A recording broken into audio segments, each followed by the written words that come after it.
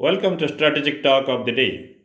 Yesterday, I had an urge to speak about the Ukraine Russia peace deal and the American role and insubordination of the European Union by the United States and rising European power to defend its political worth and strategic worth. When I heard the video, I had something to improve upon. First thing was that it was very slow and heavy worded. Secondly, the video, not a single thing was explained why this video was important or this talk was important for people to understand this. The thing is that to understand Europe and its significance is very difficult. For the one thing, that if somebody who hasn't really experienced or seen or went through or had gone through the times when there was the dismemberment of the Soviet Union and there was a unification of Germany and its role of Brexit, all these things taken together, if you have not followed them, it is very difficult to understand Europe in the context of present security scenario. Two important things have followed my video. One thing is that or what I couldn't include into my talk yesterday was that the French President Macron spoke of about the European role in financing the Ukrainian war against Russia, and he bluntly told, interrupting him, about that European Union had indeed paid in terms of money and material to support the Ukrainian war exercise, and it was one thing, and second was that there was an academic named Professor Jeffery-Sachs, who was at one point of time was an advisor to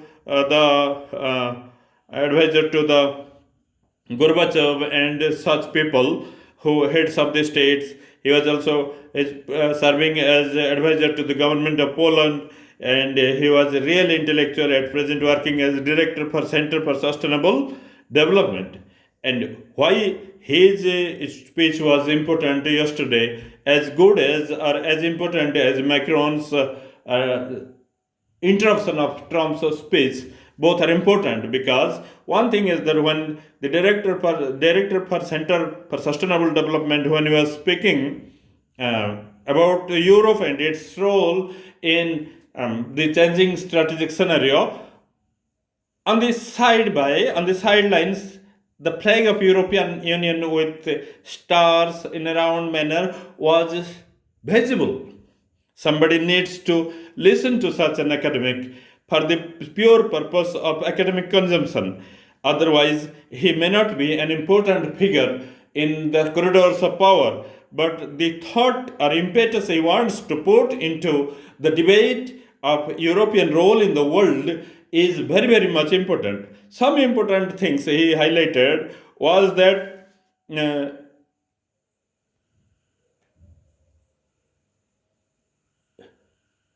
security viewpoints of United States and the security viewpoints of the European Union or the European population do not really uh, are not really congruent, and they are sometimes very diverse and sometimes antagonizing to one another.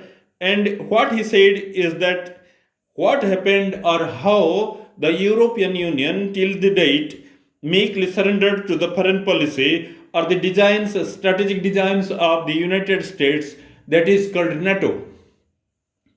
He questioned a very important part of the United States strategic exercise, that is the relevance of NATO at this present time.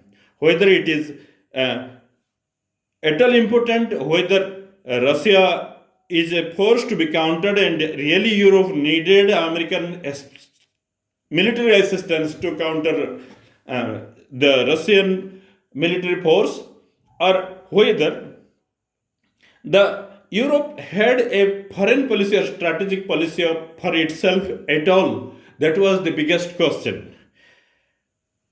Professor Jeffrey made very lucid and elaborate points. However, I found one contradiction in his statements. One of the things is that he proved the point that the NATO and the United States have cheated the USSR and the Russian Federation in every term of strategic discipline and every term of diplomatic promises or international obligations, that NATO failed it to keep its promise not to extend its borders towards Russia.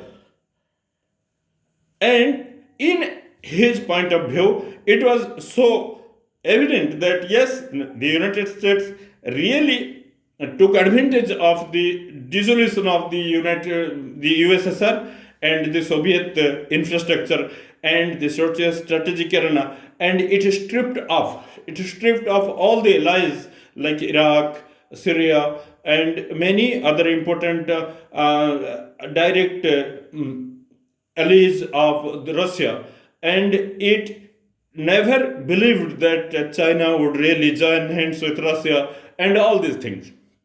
At the same time, he made a point that yes, NATO is no more necessary, and Europe can find its own way to defend itself from Russia. And it is very, very important for the European Union to come together without expecting any military assistance from the United States, and it was time for, according to him, to get together and to find its own identity, the European identity that is very different from the American identity, the social democratic identity, the liberalist identity that was very different from the American identity. And he wanted to establish the fact that yes, you know that the America is not going to help us in terms of real war, and it is not going to bear the brunt of war if at all it happens. That means, in one way, he wanted to say that yes, America cheated the Russian Federation or the Soviet Union, but at the same time, we do not need to, or the Europe does not need to go bring up an adversarial relations with Russia. At the same time, the third point was that it was not necessary for the European Union to meekly surrender to the designs of Russia or to agree with the United States or Trump's plan for ending the war by the surrender of Zelensky or surrendering the sovereign land of Ukraine to Russia. All these things taken together, one thing was palpable was that how the United States believe itself that yes, it knows everything beforehand, before doing anything, before taking a strategic point of view. But one thing was that Europe or the West has its own way of telling a word. That is, they place an intellectual on the stage to speak their voice. If they do not have the intellectual of that size and deliver, they borrow an intellectual from a different camp, different continent, different society altogether, and place him in a place to place their point, so that the target person needs to hear that intellectual in a way that Europe wants to do the things. But the way Macron behaved with Trump in his meeting, in his argument of how Europe has also participated in financing the war, it goes to say that yes, that does not need to explain by other way. But West has a particular way of speaking their point, and that is taken together. Why it is important is that in the times of German reunification, in the times of when Gorbachev wanted the liquidation of the USSR, and they agreed to it without deepening Cold War, it was agreed upon that yes, the NATO and the US would not press for advancing into Russia's territory or the USSR's actual places of influence. But that didn't happen. In one pretext of the other, a very important thing, academic thing, he said, from Brussels to Vladivostok, step by step. From Brussels to Vladivostok, step by step. That means the NATO wanted to extend itself to the Siberian world, and that is what maybe that might have threatened, that might have brought a horrible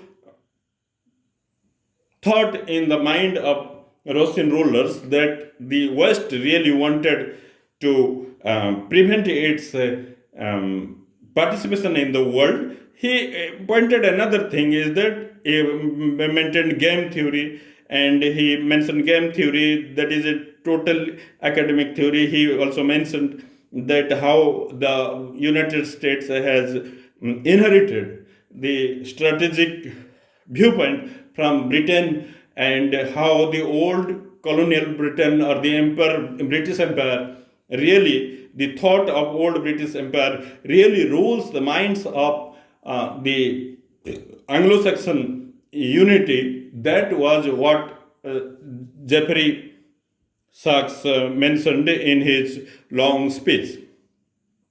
For this, I have to put, for the time limitations of time, that people may not want to hear such a long audio, but then it is very important to understand Europe.